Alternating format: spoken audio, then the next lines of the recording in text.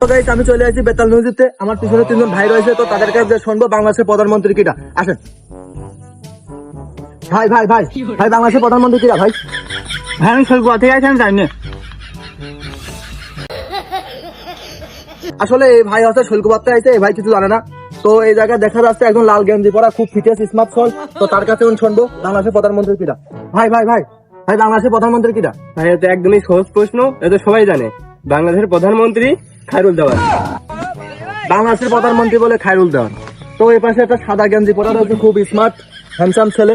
ভাই হ্যাঁ ভাই। ভাই, বাংলাদেশের প্রাইম মিনিস্টার কে? ভাই এটা কোনো প্রশ্ন, এটা একদম সহজ প্রশ্ন। ইজি, খুব ইজি প্রশ্নটা বলে, খুব ইজি। ভাই বলেন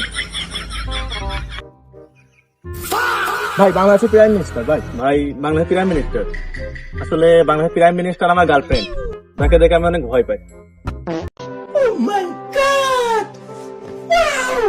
God, please, no! No!